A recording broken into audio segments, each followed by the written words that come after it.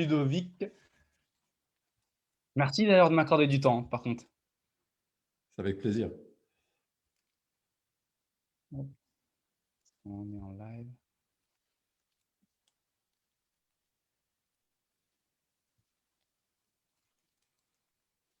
Ça y est, on est en live. Bienvenue à tous. Avant de vous introduire Ludovic Bréant qui est ici même, dites-nous si vous nous voyez bien, si vous nous entendez bien. Et je vais d'abord vous montrer une petite introduction où Ludovic Bréant se présente, parle de son histoire et on va direct enchaîner. Donc, posez vos questions, dites live quand vous arrivez sur le live. Vous savez, c'est un rituel. D'ailleurs, ça me fait plaisir, les membres de la Spirale, de vous retrouver. Ça fait 2 mardis interview qu'on n'a pas pu se voir, s'entendre, vivre. Et je vous laisse avec l'extrait. Si vous en avez assez de votre situation actuelle, si vous êtes frustré de ne pas pouvoir mener à bien vos projets, quel que soit votre pays, nous allons vous donner le bon état d'esprit pour investir avec sérénité et en toute sécurité dans l'immobilier. Petit terme, 3 à 5 ans, eh bien, certains d'entre vous, en persévérant, ont généré plus de revenus liés à l'immobilier que le revenu actuel. Si vous gagnez 1 500 € par mois, que vous gagnez 20 000 € par mois, c'est possible. Je m'appelle Ludovic Bréant, je suis entrepreneur, j'ai créé une centaine d'entreprises dans ma vie. Je suis également investisseur immobilier, j'ai créé un parc immobilier de plus de 1000 biens. J'ai commencé sans argent, ni aide particulière, et j'ai à peu près tout connu de l'entrepreneuriat.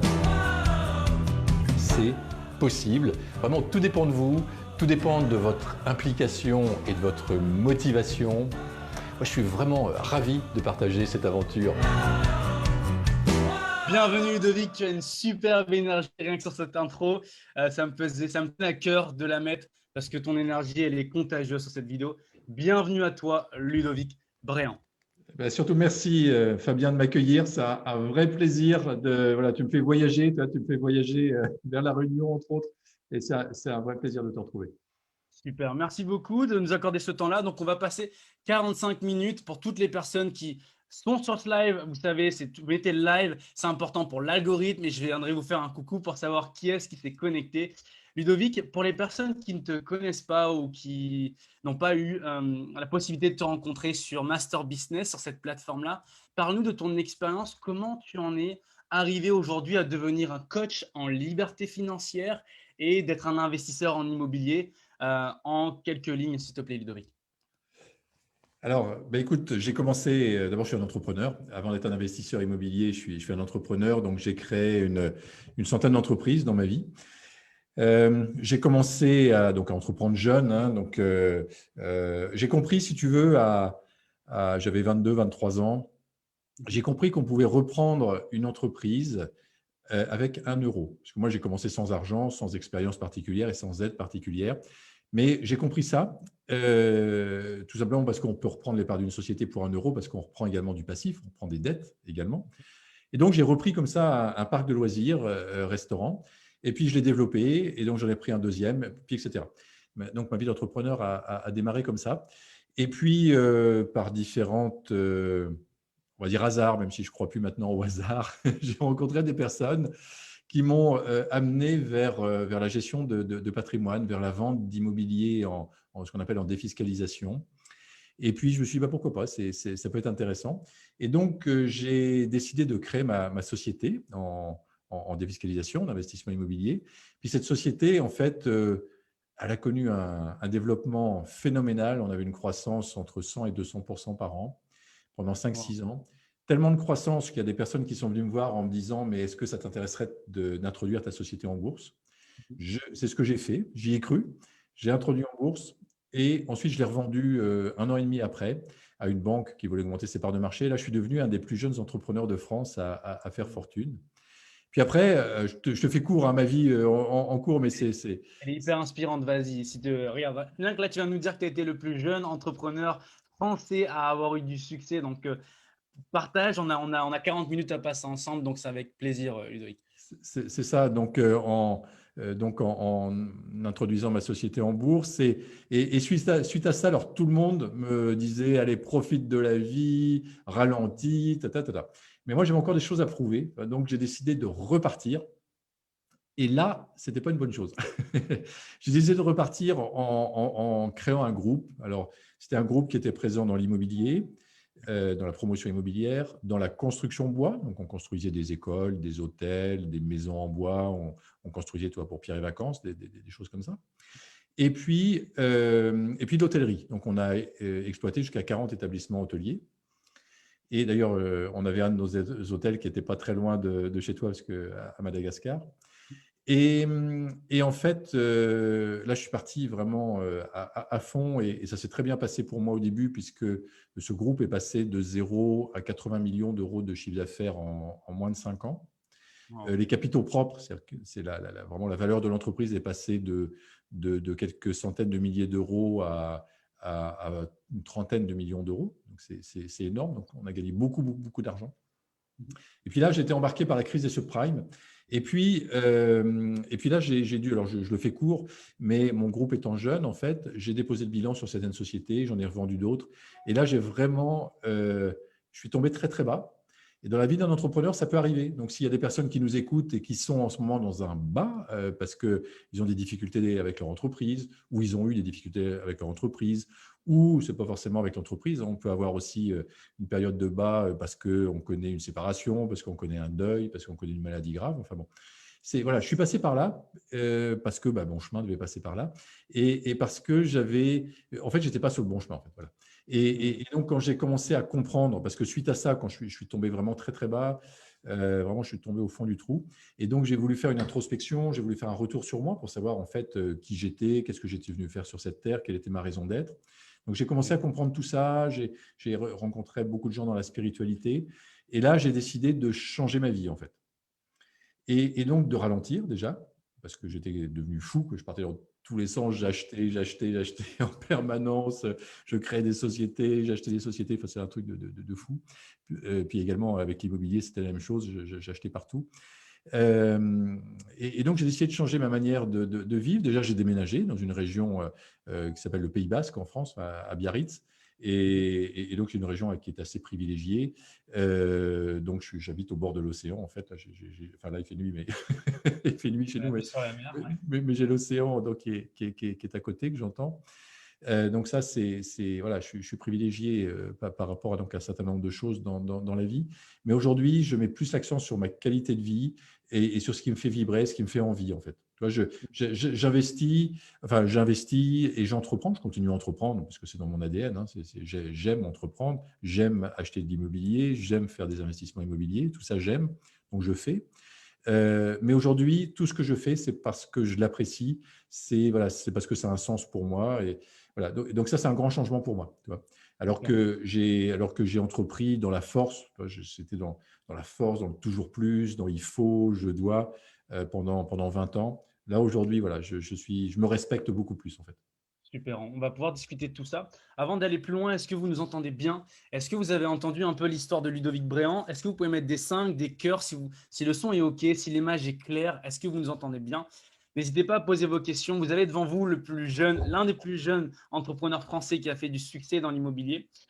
Ludovic, pour rebondir sur ce que tu as dit, il y a des choses qui ont été percutantes, que tu étais toujours dans cette optique de faire, de prouver.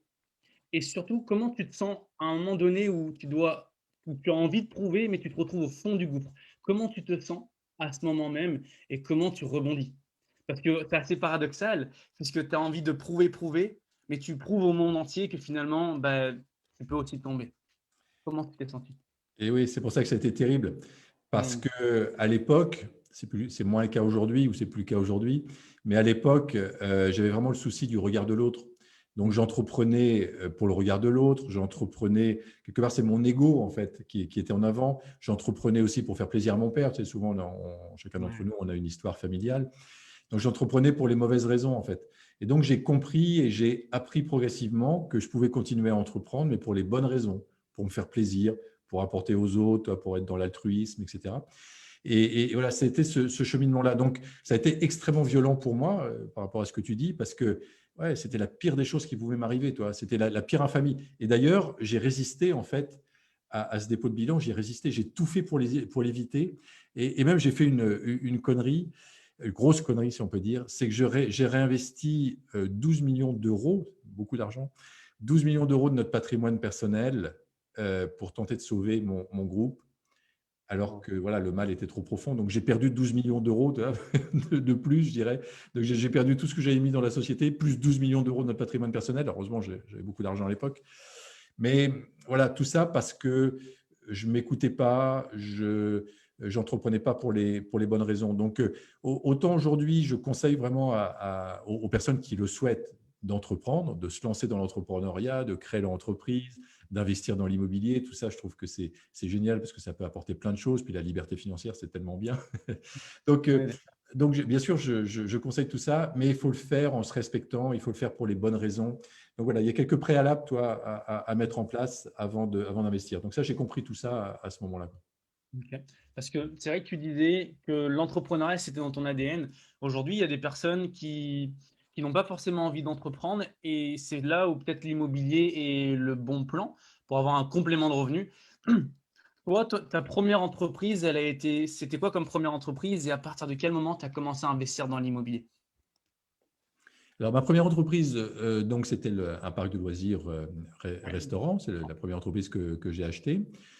Et ensuite, j'ai commencé à investir dans l'immobilier très vite. Euh, En fait, dès que j'ai pu, voilà, on peut dire, dès que j'ai eu des fiches de salaire qui m'ont permis d'investir. Bon, pour moi, ça s'est matérialisé à, je sais pas, je vais avoir peut-être 24 ans ou un truc comme ça. Mais ça peut être plutôt, moi, mon fils, par exemple, que j'ai aidé, pas financièrement. Tu vois, moi, je n'aide pas financièrement mes enfants, mais par contre, je les aide au niveau des conseils, au niveau de l'état d'esprit et tout ça. Et lui, il a acheté son premier bien immobilier, il avait juste 18 ans. Mais voilà, parce qu'il avait le bon état d'esprit, je lui ai donné des conseils pour ça. Donc, on peut commencer jeune, en fait. Voilà. Mais on peut commencer jeune, mais on peut commencer aussi à 60 ans. Hein. C'est pas, voilà, il n'y a pas d'âge, je dirais. Je crois qu'il faut se lancer dans l'investissement immobilier quand on en a envie, quand on est prêt, en fait. Mhm. Et, Et pourquoi et, tu n'as pas voulu aider ton fils? C'était un choix? euh, j'ai pas voulu l'aider financièrement. Hein. Ouais. Par contre, oui, parce que je considère que quand on a de l'argent, si tu veux, voire beaucoup d'argent, eh bien, on ne va pas chercher, on ne va pas puiser au fond de nous, en fait, des ressources pour trouver des solutions. Yes. Et donc, pour moi, c'est pas, toi, les fils de gens qui ont beaucoup d'argent, à qui on donne beaucoup d'argent, c'est pas une bonne chose parce que souvent, c'est des gens, ils n'ont pas la hargne ou ils n'éprouvent pas le besoin vraiment de sortir du lot, de réussir leur vie quelque part. Donc, alors que moi, oui, je vais donner tous les conseils à mes enfants. Enfin, nous, on a 5 enfants. Donc, on leur donne, enfin, quand ils me demandent, moi, je leur donne tous les conseils que je peux donner. Je partage également l'état d'esprit. Et ça n'a pas de prix, en fait. C'est beaucoup plus important quelque part que l'argent. Et tous aujourd'hui, quasiment, alors il y en a encore qui sont étudiants, mais sinon, les autres ont créé des entreprises parce que, voilà, ils aiment ça aussi. C'est aussi dans leur ADN. Ils ont vu leur père entreprendre depuis le plus jeune âge, donc c'est normal qu'eux aussi ont envie d'entreprendre aujourd'hui. Ouais. Quel a été le premier conseil? Quel a été le conseil peut-être le plus important que tu as partagé à tes fils? Donc là, tu vas partager une pépite à tous les membres de la spirale. Donc, quel a été le conseil en or que tu as partagé à tes fils, à tes enfants?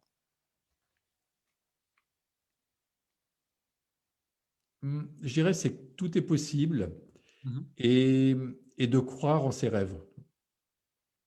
De croire en ses rêves. Et moi, mes enfants, ils sont différents. Ils sont vraiment différents les uns des autres. Il y en a qui sont plutôt orientés vers le soin. Ok. J'ai une fille infirmière, par exemple. Une autre qui veut faire le tour du monde avec son conjoint. Et toi, par exemple, si je m'arrête là-dessus, son rêve, c'est de faire le tour du monde. Et puis elle me dit, il y a quelques mois, elle me dit, ouais, papa, voilà, on va faire le tour du monde dans 10 ans, 20 ans. Je dis, oui, mais pourquoi dans 10 ans ou 20 ans? Si vraiment c'est Mhm. votre passion, pourquoi tu ne le ferais pas là? Oui, mais non, j'ai pas d'argent. Et je dis, ouais, mais il y a certainement des solutions. Et donc, ils ont été chercher au fond d'eux, avec son compagnon, les solutions. Et en fait, ce qu'ils ont trouvé, ils ont acheté un gros catamaran, un très gros Ok. catamaran, qui peut traverser l'Atlantique. Et il l'a acheté, bien sûr, à crédit. Et ensuite, donc, ce qu'ils vont faire, enfin, ce qu'ils veulent faire, c'est le louer à des personnes pour faire des baptêmes de plongée ou pour faire des week-ends ou des semaines. Tu vois. Donc, ils le louent. Et comme ils ont envie de concilier l'utile et l'agréable, en fait, ils souhaitent partir donc aux Canaries. Donc, ils vont s'installer aux Canaries. Et puis, ils vont faire un peu club de plongée et puis faire des mini-croisières, ce qui va financer leur crédit. Et ensuite, ils vont pouvoir mettre les bases pour faire le tour du monde. Donc c'est pour dire, c'est un exemple parmi des milliers d'autres, parce que chacun, en fait, on est différent. Chacun, on a nos propres objectifs, nos propres rêves. Il ne faut surtout pas se calquer sur les autres. Mais c'est pour dire que c'est possible. Quel que soit le rêve qu'on a, en fait, on peut le réaliser. C'est super. Donc ça, c'est le conseil que tu as donné à tes enfants. On parlait tout à l'heure en off, Ludovic, on parlait d'intuition. Donc, on va parler d'intuition, mais on va surtout parler de développement personnel. Tu m'as dit que c'était un moment crucial, que tu as rencontré des bonnes personnes, mais surtout que tu as rencontré le développement personnel. Euh, à l'époque, tu n'avais jamais entendu parler de ce terme-là, développement personnel? Si, en fait, quand j'étais étudiant, que j'avais un peu moins de 20 ans, j'ai fait un marketing relationnel que tu connais, enfin que tu connais, ce n'est pas celui-là, mais c'était un autre, mais c'était le même principe. Et dans ce marketing relationnel, en fait, qui venait des États-Unis, on conseillait de lire des livres de développement personnel. Donc, j'ai commencé à me lier en fait au développement personnel à ce moment-là. Mais toi, j'ai lu un certain nombre de livres et qui m'ont nourri. Et ces livres me disaient la même chose. C'est possible, crois en tes rêves, vas-y, sois positif, hein, cultive un bon état d'esprit, etc., etc. Donc là, j'ai commencé à m'imprégner de tout ça. Après, quand je suis parti dans ma vie d'entrepreneur un peu fou, j'ai quitté ça parce que j'avais plus le temps de lire, j'avais plus le temps. Puis comme j'avais du succès, à la limite, j'étais plus tellement branché là-dessus. Mais voilà, donc j'ai commencé assez jeune. Ensuite, je me suis écarté un peu enfin, je ne l'ai pas renié, mais je me suis écarté de ça parce que moi-même, j'incarnais la réussite, donc j'avais plus besoin. Enfin, je pensais ne plus avoir besoin, parce qu'on on a toujours besoin, en fait. Et puis ensuite, donc, je m'y suis remis un peu plus, j'ai côtoyé un peu plus donc, ce milieu de la spiritualité, donc, quand j'ai connu le dépôt de bilan, où là, j'ai connu une épreuve forte et je voulais comprendre pourquoi. Et ce milieu du développement personnel, donc les stages de développement personnel que j'ai fait, les gens, les philosophes que j'ai côtoyés, les thérapeutes que j'ai côtoyés, les stages que j'ai faits m'ont beaucoup aidé à ce moment-là. Beaucoup. Et quand tu dis que tu as connu le fond, comment tu as réussi à remonter? Parce que là, imaginons aujourd'hui, on est dans une phase, tu le sais, on le sent tous venir gros comme un camion. On est en train de connaître une crise. Alors, j'ai vu ta question, Ness, je vais la répondre parce qu'elle est pertinente. Mais comment tu as fait pour rebondir? Aujourd'hui, il y a des personnes qui vont peut-être nous écouter dans 2 mois, 3 mois, qui ont perdu leur emploi, qui ont une rupture amoureuse, qui ont envie d'entreprendre, mais qui n'osent pas peut-être. Comment toi, Ludovic, tu as rebondi alors que tu as perdu plus de 80 millions? Euh, je ne sais pas s'il faut vraiment chercher à rebondir. Il faut surtout pas que ça soit comment dire, comme une vengeance ou comme dire aux autres, voilà, j'ai eu un échec professionnel, donc je vais rebondir absolument. Je vais montrer aux autres que je peux faire, je peux revenir comme j'étais avant, ou j'ai perdu de l'argent, je vais regagner cet argent parce que je vais montrer aux autres que je suis capable de regagner cet argent. Il ne faut surtout pas que ce soit ça. Il faut, quand on a une épreuve comme ça, l'idée, c'est d'aller chercher au fond de soi, d'abord, qui on est vraiment. Qui on est vraiment? Qui je suis, moi? Quelles sont mes qualités? Quels sont mes points forts? Quelle est ma singularité? Quel est mon potentiel? Parce que chacun d'entre nous, on a un potentiel, hein, il est différent, mais c'est bien d'en être conscient. Tu vois, il y a des personnes qui ont un potentiel pour la communication, il y a des personnes qui ont un potentiel pour la vente, d'autres pour la création, d'autres qui sont des artistes. Enfin, on est tous différents, donc vraiment chacun différent. Ce qui est sûr, c'est qu'on est venu sur Terre avec un grand potentiel qui demande qu'à être exploité. Mais pour l'exploiter, il faut en être conscient de ce potentiel. Donc, la première chose, je dirais, c'est qui je suis, quel est mon potentiel, quelle est ma singularité, qu'est-ce qui me différencie en fait des autres. Et à partir du moment où on l'a trouvé, ça, eh ben, c'est de l'incarner. C'est-à-dire que, dis voilà, moi je suis comme ça. Moi, j'aime bien la communication, par exemple, j'aime bien faire des conférences. Eh bien, je vais l'incarner. OK, comment je fais pour faire des conférences? Où je suis un artiste. OK, je découvre que finalement, j'ai envie de chanter, j'ai envie de peindre, etc. Mais comment je l'incarne? Comment j'arrive aussi à en vivre peut-être de cette passion, tu vois? C'est vraiment se poser toutes ces questions. Donc, profiter en fait du moment où on est au fond du trou, comme tu disais. Profiter d'un moment où ça va pas bien pour se remettre en question, pour agiter le champ des possibles, balayer toutes nos certitudes, en fait, parce que souvent, on nous a ancré des certitudes dans notre éducation, par rapport à nos parents, par rapport à notre système, dans le milieu social dans lequel on vit. On nous a inculqué un certain nombre de choses. Alors, il faut essayer d'évacuer tout ça et vraiment qui je suis. Et peu importe le regard de l'autre, comment je vais incarner en fait cette personne que j'ai envie d'être. Toi, par exemple, si c'est un exemple parmi plein d'autres, mais voilà, je suis salarié, j'ai été salarié toute ma vie. Dans mon entourage professionnel, personnel, dans mes amis, il n'y a aucun entrepreneur. Et ben, si au fond de moi j'ai envie d'entreprendre, et ben, j'y vais quoi. Si voilà, j'ai que des gens qui sont plutôt fonction publique autour de moi, et puis que j'ai envie de faire le tour du monde, j'ai envie de devenir artiste, et ben, peu importe le regard des autres, oui, ils vont me juger, oui, certainement, ils vont me critiquer, mais peu importe, moi, j'ai envie de faire ça au fond de moi, et j'ai cette lumière qui brille, toi, au fond de moi, et donc là, je vais l'incarner et je vais vivre vraiment ce que j'ai envie de faire. Et c'est ça une vie réussie, toi, pour moi. Mmh. Et tu disais tout à l'heure que tu vivais tes expériences au travers du regard des autres. Enfin, tu avais beaucoup peur du rejet, du regard des autres. Comment tu as réussi à surmonter ça? Puisque c'est un réel frein.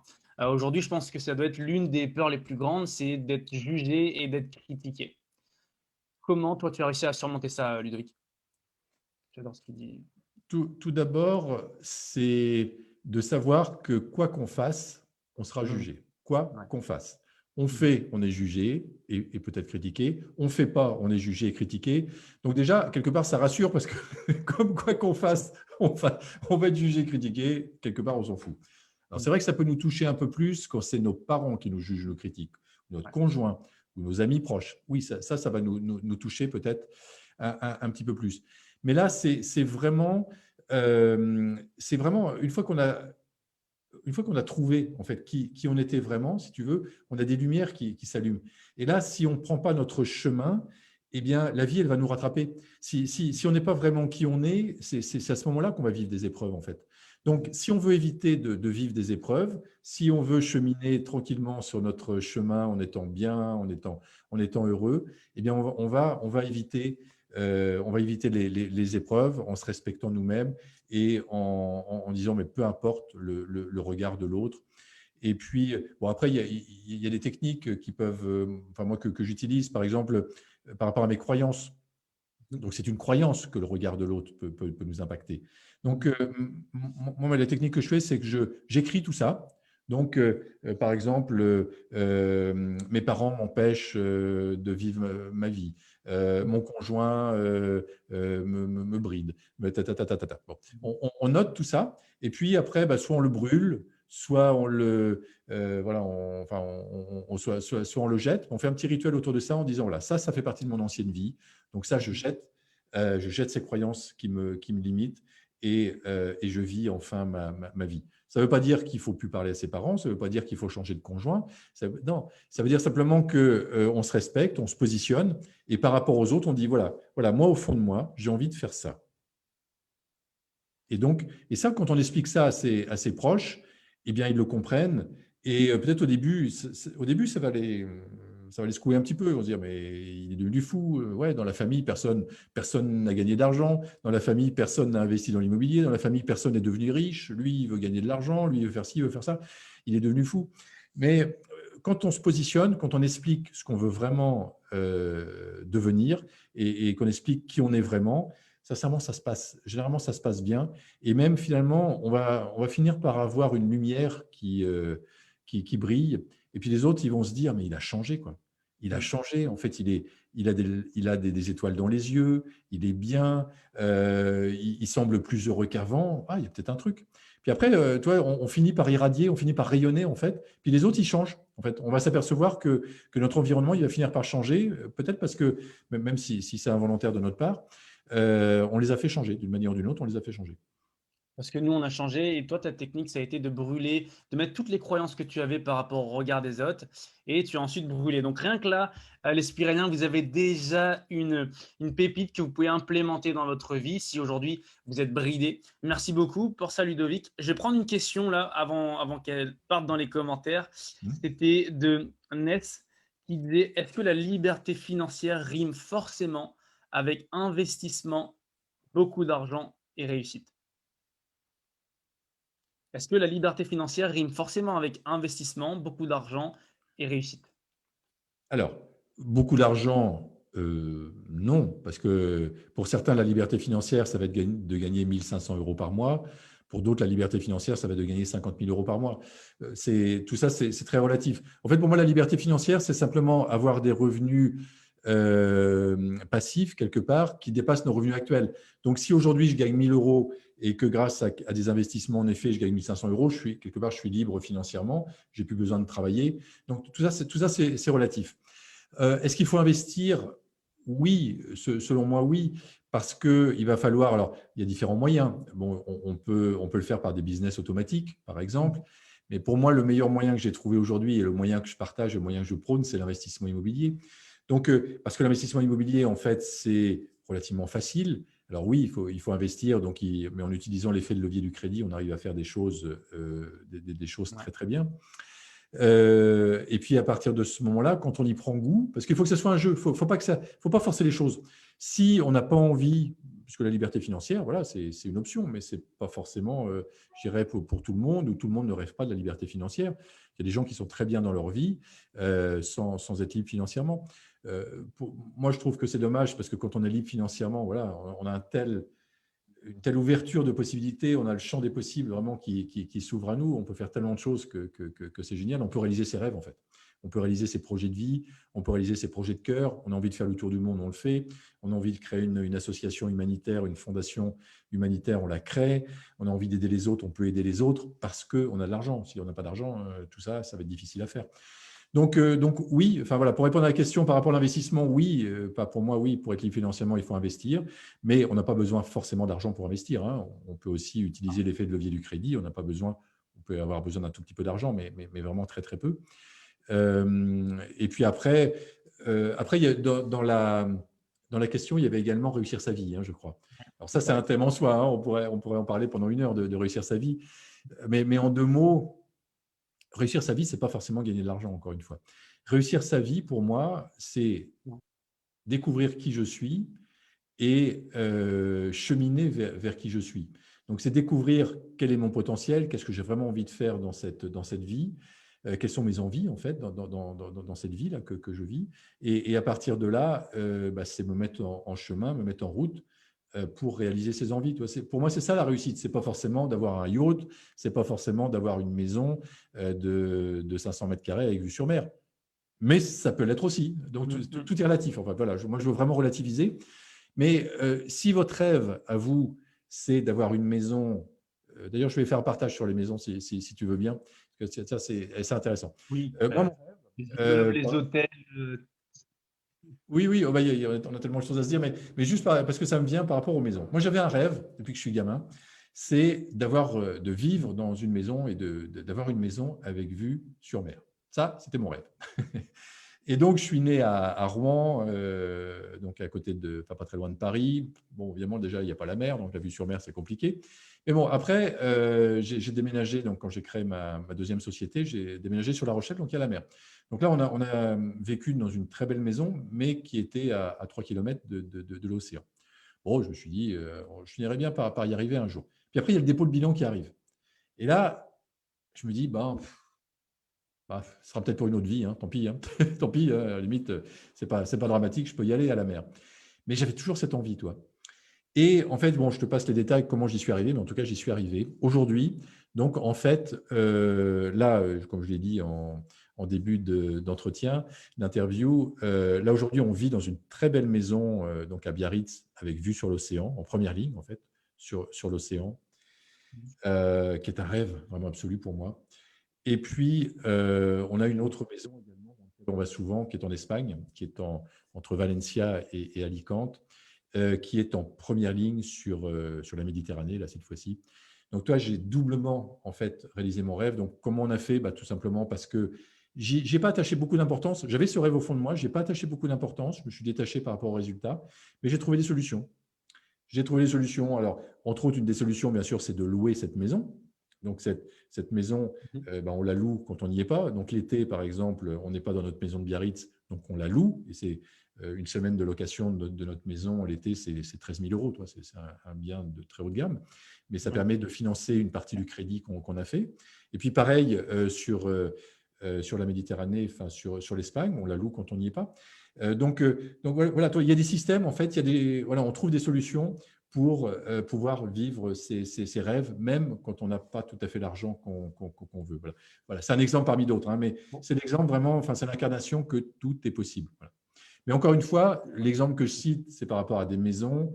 Voilà, votre rêve, ce n'est pas forcément ça, hein. Votre rêve, ça peut être aussi de l'altruisme, d'aider les autres, de créer une association humanitaire, etc. Ça aussi, moi, j'ai fait. On a eu une fondation d'entreprise, une fondation humanitaire. On a créé, entre autres, une ferme-école au Burkina Faso. Là, on a fait des choses comme ça, mais parce que la liberté financière me l'a permis.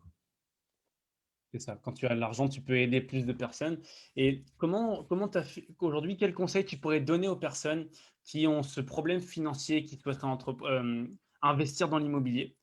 Tu sais qu'aujourd'hui, là, en période de crise ou de Covid, les banques prêtent de moins en moins.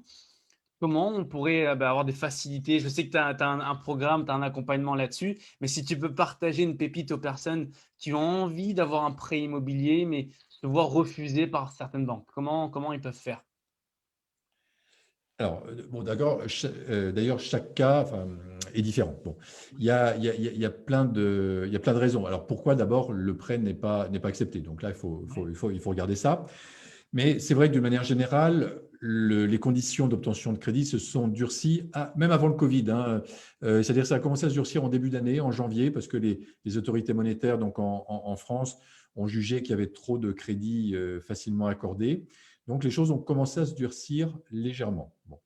Et puis, en effet, le premier confinement, ça s'est durci un peu, ça continue à se durcir un petit peu.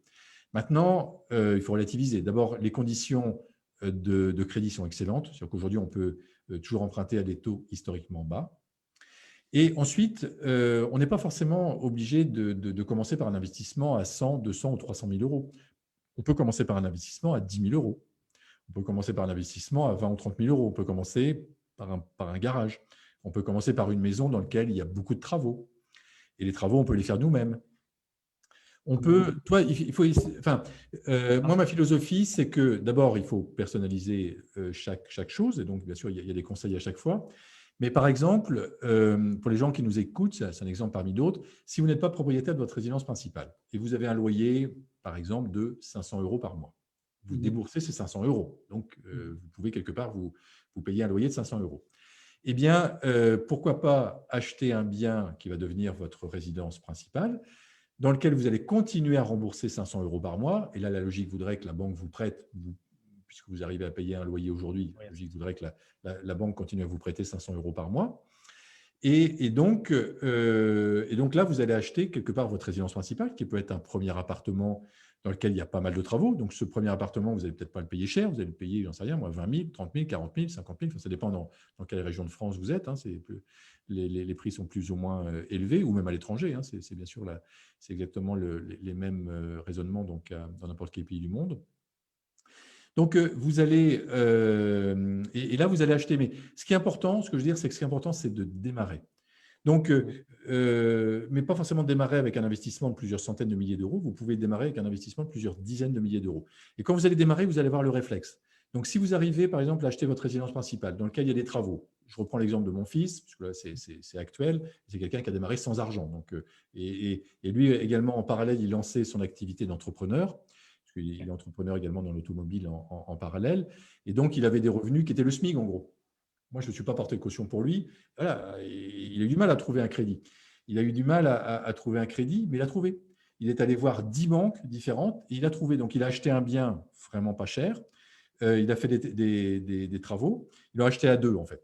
Voilà, même ils l'ont acheté à deux. Ils n'ont même pas créé de société. Ils l'ont acheté en indivision.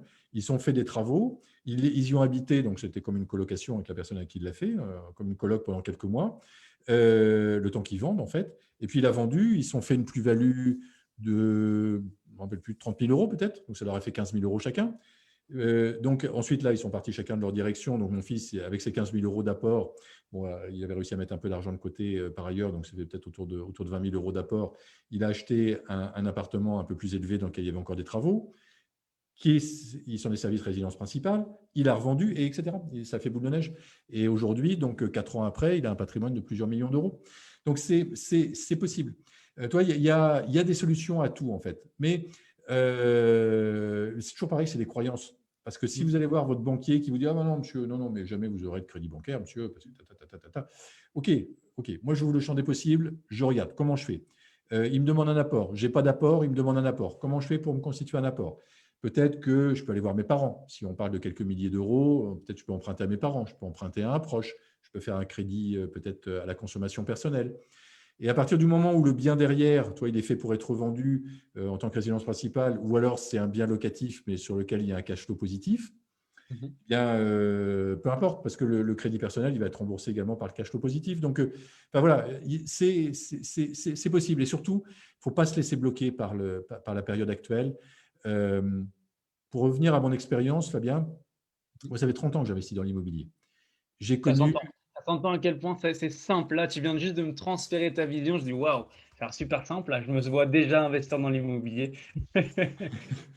Oui, mais c'est simple en plus. C'est vrai que c'est Mm. simple. Et oui, pour revenir à ce que je disais, Fabien, par rapport à mon expérience, ça fait 30 ans que j'investis dans l'immobilier. J'ai tout connu. D'abord, j'ai connu au départ, je n'avais pas d'argent. Hein. Pareil, je n'avais pas d'aide, je n'avais personne pour m'aider. J'ai quand même acheté mon premier appartement qui était une résidence principale, pareil, que j'ai revendu avec travaux. Hein. Ensuite, j'ai acheté dans des périodes de crise. J'ai acheté quand l'immobilier était très haut. J'ai acheté quand l'immobilier était bas. J'ai acheté, enfin voilà, j'ai acheté en permanence. Je crois que chaque année, pendant 30 ans, j'ai acheté une ou plusieurs fois par an. Donc, toi, on ne peut pas faire tellement mieux. Et voilà, j'ai réussi à chaque fois à acheter. Parce que sinon, il y a d'autres objections. Des personnes qui ont dit « Ouais, mais l'immobilier, aujourd'hui, les prix sont trop hauts. » Ou « Oui, il y a une crise qui va arriver. » Ou enfin, toutefois, il y a toujours quelque chose qui dit « Ouais, mais j'y vais pas. » Non, non, allons-y. Quelle que soit la période, allons-y. Mais en étant… Aujourd'hui, c'est vrai que les prix sont hauts. Donc, moi, je suis extrêmement sélectif. Si j'achète, je suis très, très, très sélectif. Je tente les prix bas. Je tente d'optimiser en fait le bien que je vais acheter parce que je vais le diviser, parce que je vais l'agrandir. Enfin bon, je vais trouver le moyen d'optimiser la rentabilité de ce bien. Enfin, voilà, on peut rentrer un peu plus dans les détails si tu veux, mais il y a des possibilités en tout cas, quelle que soit la période. C'est ça que je veux dire. Super. Pour toutes les personnes là, voilà, il y a des personnes là qui disent dans le chat, moi aussi ça me donne envie. Pour toutes les personnes qui veulent aller plus loin, à la fin, ben, Ludovic va parler de son accompagnement qu'il a lancé Imozen. D'ailleurs, la transition elle est toute faite puisque moi, quand je t'ai envoyé un message, je t'ai dit comment était venue cette idée de mettre Zen dans ton accompagnement de Imo. Et tu m'as dit, Fabien, j'écoute de plus en plus mon intuition et c'est le thème de la semaine. Si tu peux nous donner, toi, ta définition de l'intuition et comment tu en as arrivé à être plus à l'écoute de ton intuition. Oui, et puis je peux même te donner un exemple, c'est-à-dire que quand j'ai une décision à prendre, tu vois, Mhm. par exemple, est-ce que voilà, on me propose un bien immobilier, est-ce que j'achète ce bien immobilier ou pas? Ou, enfin, par rapport à n'importe quelle décision, mais on va prendre un bien immobilier, c'est plus simple. Il y a quelques années, j'avais que mon mental qui me parlait. Donc, je faisais des études. Alors là, ça ne veut pas dire qu'il ne faut pas faire d'études. Hein. OK, on a un bien immobilier qui nous est proposé. On va faire une étude, faire un budget prévisionnel. On va regarder s'il y a un cash flow, s'il y a un cash flow positif, etc. Bon, ça, OK, dans tous les cas. Mais une fois que ça s'est fait, il y a quelques années, toi, j'analysais, je réanalysais, je comparais, j'allais faire des études de marché, enfin, des trucs de fou. Aujourd'hui, c'est beaucoup plus rapide, beaucoup plus simple. J'écoute mon intuition.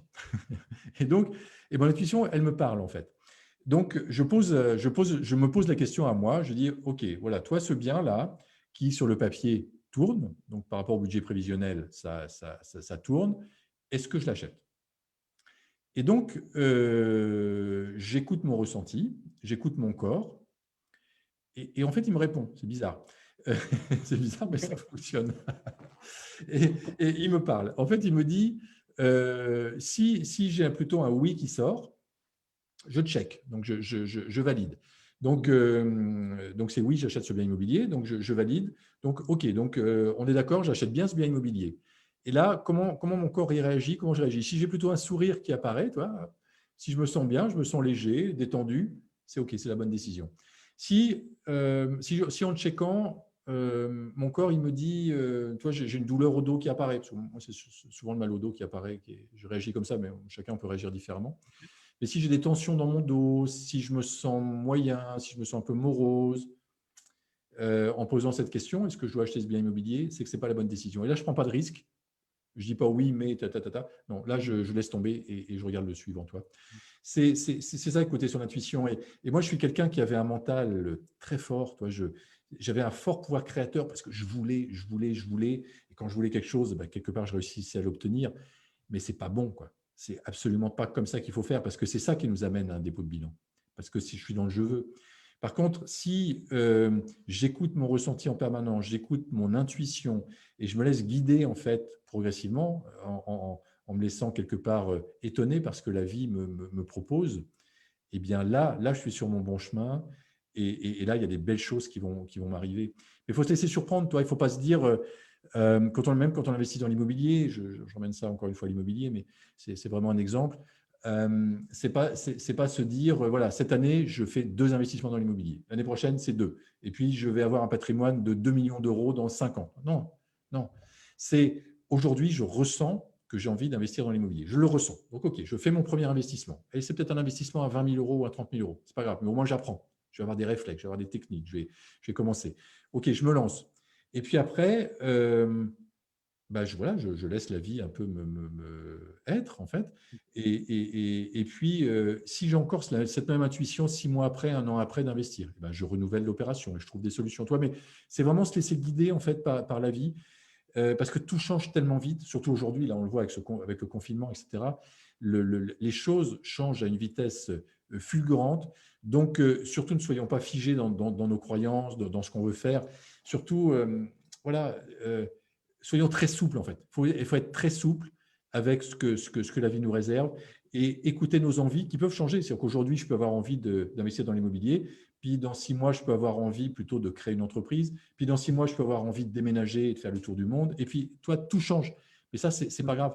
Si on veut vraiment réussir sa vie, si on veut avoir du plaisir dans sa vie, eh bien voilà, il faut juste s'écouter quoi, et se respecter. Quoi. Et ne pas rien écouler dans le béton.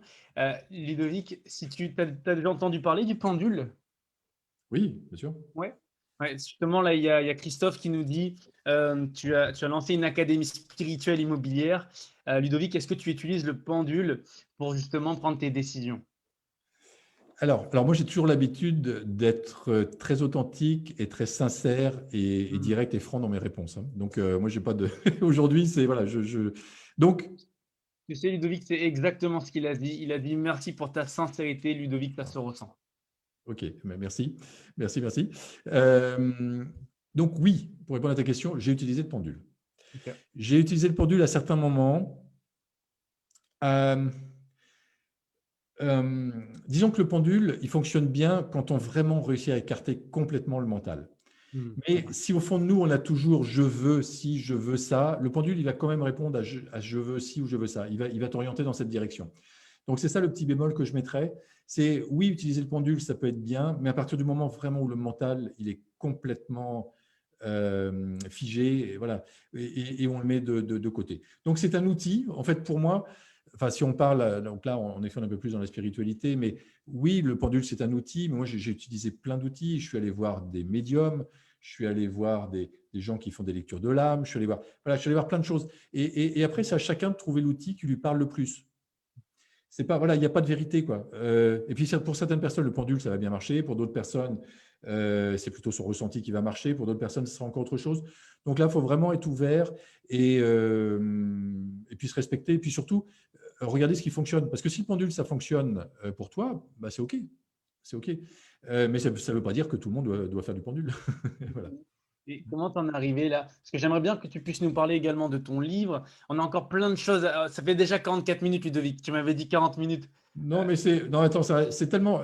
Et sincèrement, je parlerai pendant des heures avec toi et ta communauté. Non, c'est super. Je vois que les gens voilà, sont dynamiques, posent des questions. Et puis, non, c'est super sympa. Non, il n'y a pas de souci. J'ai encore un petit peu de temps. Oui, tu voulais qu'on parle du livre, c'est ça? Oui, alors totalement parce que je viens de le recevoir aujourd'hui. Ma mère m'a envoyé une photo. Elle m'a dit Fabien, j'ai reçu le livre.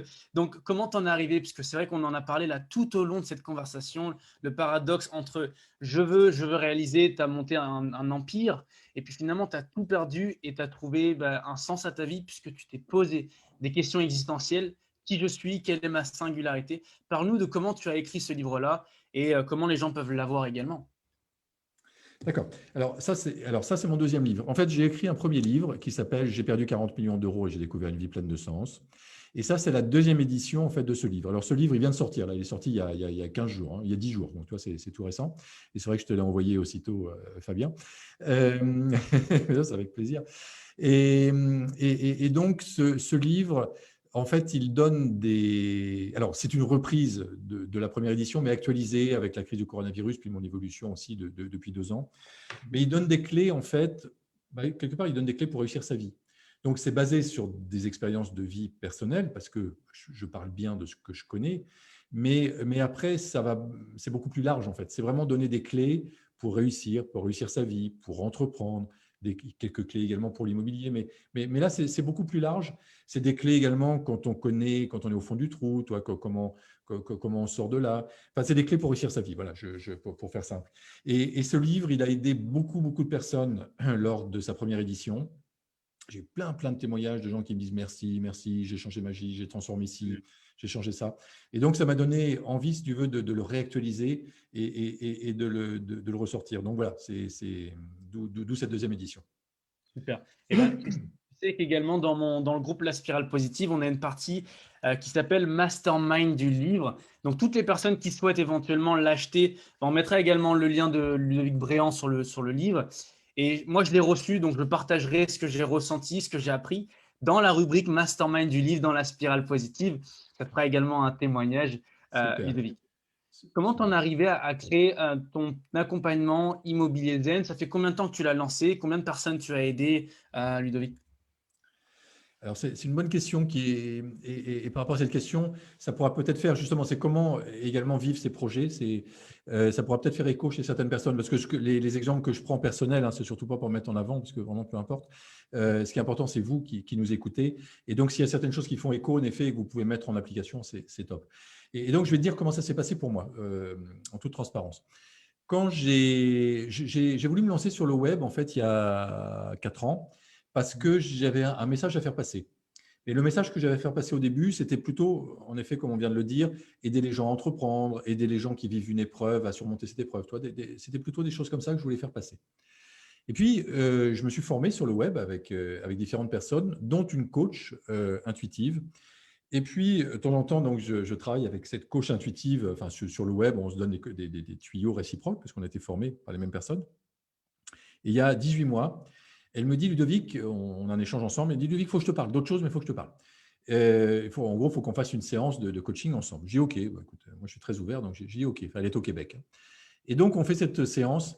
Et puis là, dans cette séance, donc vraiment, elle est très intuitive. En fait, elle me dit, mais attends, Ludovic, pourquoi tu ne parles pas d'immobilier? Parce que là, tu as beaucoup donné, OK, tu aides des gens dans l'entrepreneuriat, mais tu as une expérience dans l'immobilier, pourquoi tu ne partages pas?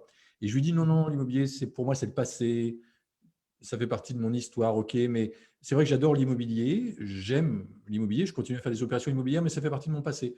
Puis quand j'ai côtoyé des gens dans la spiritualité, au moment de mon dépôt de bilan, eux m'ont donné une croyance limitante qui était que l'immobilier, c'est mal, c'est lourd, c'est le passé. Et donc, j'ai eu cette croyance. Et donc, je lui dis non, non, non, l'immobilier, non, non, non, non. Aider les gens dans l'entrepreneuriat, oui, mais aider les gens dans l'immobilier, non. Il me dit, mais tu sais pourquoi je ressens que, puis il y a mes guides qui me disent que, etc. Bon, je rouvre le champ des possibles, pourquoi pas. Puis bref, je te passe les détails, mais mon intuition me dit, OK, vas-y.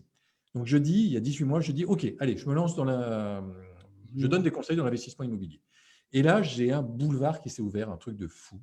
J'ai les bonnes personnes qui sont arrivées, les belles opportunités qui sont arrivées, mais quasiment immédiatement. Quand j'ai pris cette décision, 3 jours après, j'ai une notaire qui me fait un mail et qui me dit, voilà, j'ai trouvé votre livre en librairie et je fais une conférence sur l'immobilier dans 10 jours. Est-ce que vous pourriez intervenir? Bah, je dis oui. Oui. Peut-être 15 jours avant, j'aurais dit non, mais là, je dis oui, avec plaisir. J'y vais. Et puis là, les gens, ils sont scotchés. Ils trouvent ça génial que je partage mes expériences d'investisseur immobilier. Je vends plein de bouquins. Il y a plusieurs personnes qui me disent, tiens, moi, il y avait des organisateurs aussi. Moi, je fais une conférence, tu peux venir. Enfin bref, d'autres conférences qui s'ouvrent. Plein de personnes qui viennent vers moi. Et là, des gens qui me disent, mais tu devrais faire un programme immobilier. Bon, je dis, ouais, pourquoi pas. Et je dis à mon adjoint, donc je dis à mon adjoint Franck, je dis, allez, tiens, on va lancer ça, mais on y va sans se mettre de pression, parce qu'on va faire un test. Je tourne le programme de formation avec une légèreté incroyable. Tout est facile pour moi, tout est fluide. Je Génial. fais un lancement et ça se vend hyper bien. Waouh, quoi. Enfin, voilà, la clé que je veux partager, donc j'ai répondu à ta question, mais surtout la clé que je voulais partager là, c'est que quand vous prenez une décision et que vous êtes sur votre bon chemin, eh ben, il y a plein de choses qui vont arriver, quoi. Il y a des choses, il y a des opportunités qui vont arriver, il y a des personnes qui vont arriver. Voilà. Et là, vous avez la confirmation que vous êtes sur votre bon chemin. Et donc, j'ai eu la confirmation que j'étais sur mon bon chemin pour faire des formations donc, à l'investissement immobilier. Donc, j'en ai fait 3, en fait. J'ai fait 3 lancements. Et dernier lancement, donc il y a eu plus de 42, 43 personnes qui sont inscrites. Et ça, c'était le dernier lancement. Et donc, j'ai un accompagnement. Alors, j'ai plusieurs accompagnements, mais j'ai un accompagnement sur un an. C'est lui vraiment que je mets en avant. Donc, ça peut intéresser en effet des personnes qui nous écoutent ce soir. Dans cet accompagnement, en fait, j'aide les personnes en fait, à se lancer dans l'investissement immobilier ou D'accord. à réussir dans l'investissement immobilier, donc aller un peu plus loin s'ils ont déjà 1 ou 2 biens immobiliers. Ok. Donc, il y a des vidéos, il y a un PDF. Hein. Bon, ça, je ne suis pas le seul à faire ça. Mais en tout cas, moi, vraiment, ça fonctionne bien. Mais surtout, j'ai un échange personnalisé avec les gens. C'est-à-dire que je connais chaque personne, et ça, j'y tiens. Donc, il y a 5 coachings personnalisés avec moi, il y a 5 accès à moi. Il y a des ateliers en ligne 1 fois ou 2 fois par mois. Chaque mois, des Mhm. ateliers en ligne en direct où là, j'échange avec la personne, je réponds à des cas concrets, etc. Puis je connais les personnes, je sais ce qu'elles veulent faire, je sais où elles veulent aller, je connais leurs difficultés, donc j'arrive, si tu veux, à les orienter comme il faut. Donc voilà, je le fais par plaisir, sincèrement.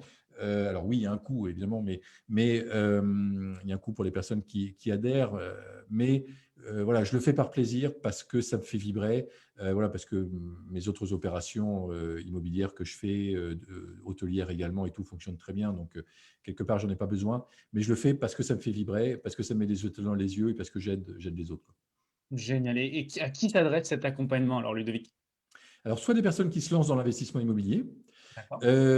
donc qui n'ont pas encore investi mais qui veulent investir, soit des personnes qui ont déjà 1 ou 2 investissements et qui veulent aller plus loin, soit des personnes qui voient plus grand, là, qui voient la liberté financière, qui se disent voilà, je voudrais atteindre la liberté financière à 5 ans par exemple, et je voudrais me faire aider. Là, j'accompagne donc à mettre en place les fondations en effet pour devenir libre financièrement donc à 5 ans, et c'est possible.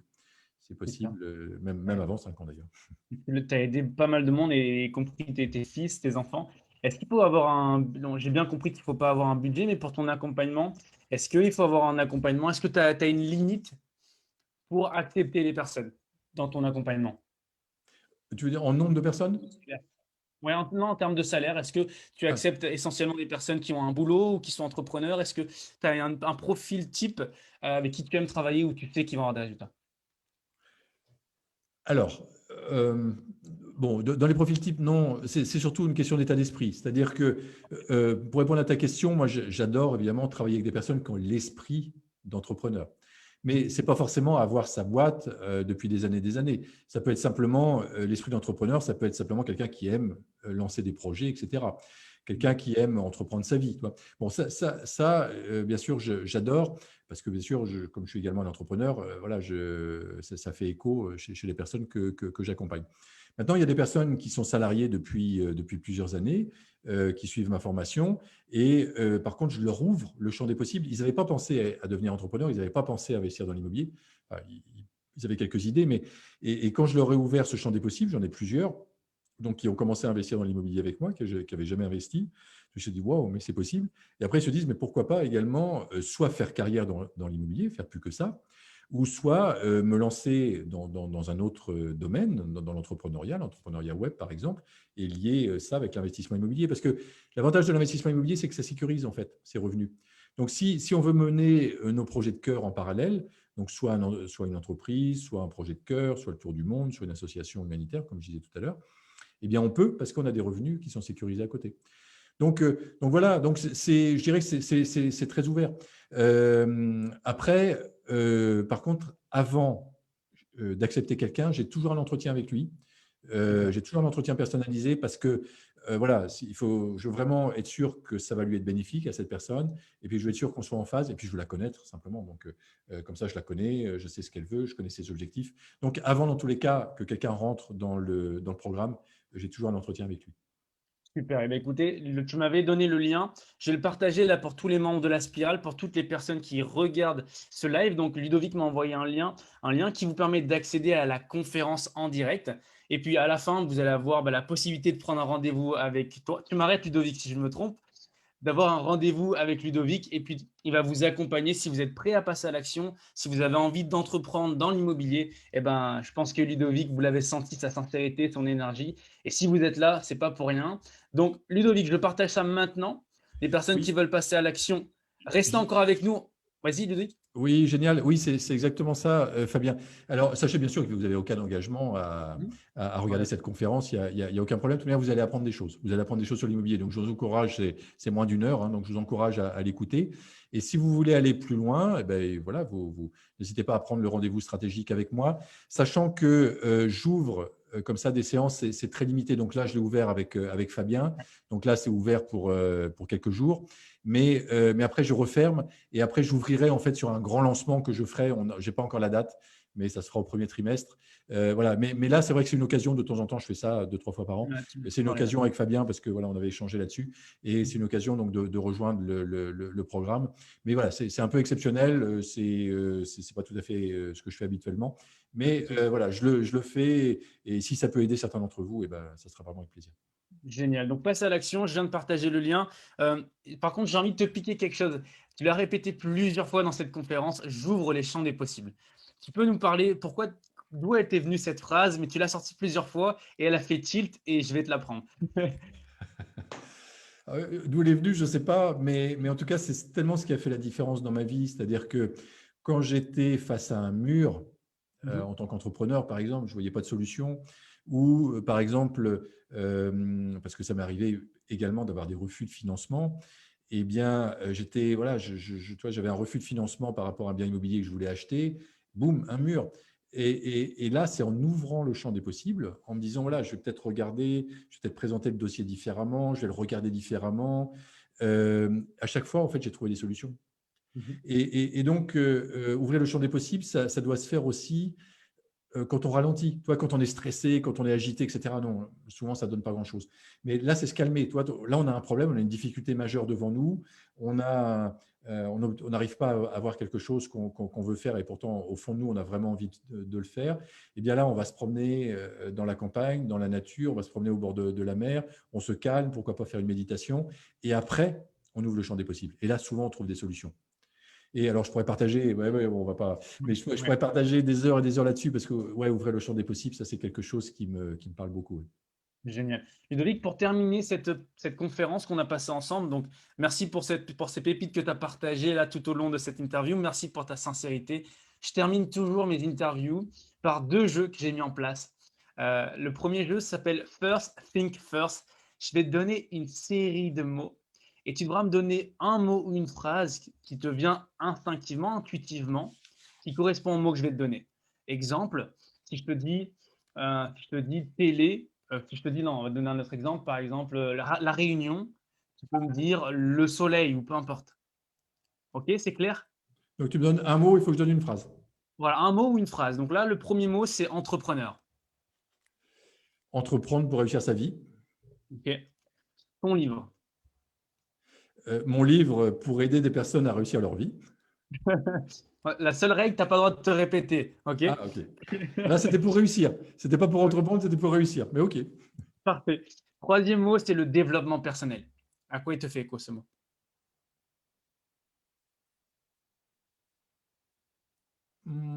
Évolution de conscience. Ok. L'immobilier.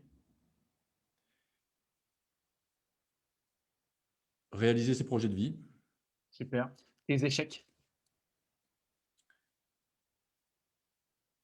Il n'y a pas d'échec, il y a des expériences, en fait. Ok, super. L'intuition. L'intuition pour trouver son bon chemin. Ok. La liberté financière. Et il nous reste un dernier mot ensuite. Euh,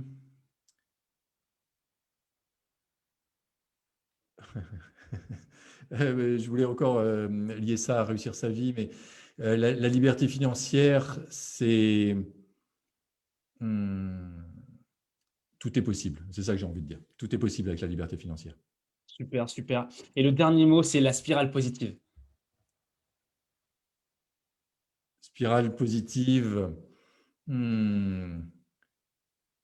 Toi, je rattache ça à Fabien. Je ne sais pas pourquoi, ce qui me vient, parce que tu parlais de mon intuition. Spirale positive pour avancer avec Fabien. Super, merci beaucoup. Voilà le premier jeu. C'est pas terminé. Et là, c'est un jeu que j'adore parce qu'on a toujours des pépites. Ludovic, si tu devais quitter cette terre, bien sûr, c'est pas ce que je te souhaite. De toute façon, tu vas laisser plein de choses derrière toi. Mais quelles seraient tes 3 vérités que tu partagerais? Quel serait le patrimoine que tu laisserais derrière toi, les 3 choses qui te semblent vraies et qui te semblent importantes de partager au monde? Ne pas avoir de regrets, Mhm. n'avoir aucun regret, Ok. réaliser ses projets de vie Mhm. Mhm. et découvrir et réaliser qui on est vraiment. Super, super. Merci, merci pour tes 3 vérités. Merci Ludovic de nous avoir accordé cette heure ensemble. Merci d'avoir partagé qui tu es. Sincèrement, je suis rempli de gratitude de t'avoir reçu là. J'espère que les membres de la Spirale, ça vous a plu. Peut-être que tu veux dire un dernier mot avant qu'on termine sur ce mardi interview. Écoute, j'étais vraiment ravi. Toi, tu as été un rayon de soleil dans ma journée. Ouais, non, vraiment, ça m'a nourri aussi cet échange. Je trouve que tu avais des belles questions. Je sens une belle énergie dans ton groupe, la Spirale Positive. Ça, c'est top. Et voilà, continue Fabien et chacun d'entre vous. Ben, si vous avez eu juste une prise de conscience, si vous avez eu quelque chose qui vous a parlé dans l'interview et dans ce que je vous ai dit, ben, testez-le, juste ça. Essayez. Peut-être vous avez noté 2-3 choses. Essayez ces 2-3 choses. Et puis, si ça fonctionne pour vous, eh ben, ça sera génial. Et dites-le moi, j'irai de temps en temps voir sur le groupe, donc sur ton groupe. Donc, dites-le moi, voilà, partagez-moi les résultats de tout ça. Mais voilà, j'aurais vraiment plaisir à interagir avec vous. Super, et je peux l'attester. Ludovic, tu es hyper accessible, donc n'hésitez pas à l'ajouter sur Facebook. On va mettre un lien, ou je crois qu'il y a des liens déjà sur ton profil Facebook. Donc ajoutez Ludovic, prenez le lien pour aller acheter son livre ou si vous le souhaitez. Donc là, il nous a offert une conférence de 45 minutes. Osons une vie pleine de sens et je suis 100% d'accord avec toi. J'ai vu, tu avais dit une citation, tu as envie de créer un monde meilleur. C'est ce que j'aspire à également, donc ça me fait plaisir de voir qu'on est sur la même fréquence. Voilà. Et les personnes peuvent également me rejoindre sur la chaîne YouTube, Ludovic Bréant, Bréant avec un T. Et voilà, là, je fais produire au moins 2 vidéos par semaine. Et moi qui étais un grand timide, je peux t'assurer que voilà, tout est possible. Génial, génial. Merci beaucoup. Ciao, ciao les membres de la Spirale. J'espère que ça vous a plu et je vous dis à très bientôt pour d'autres vidéos. Ciao, ciao.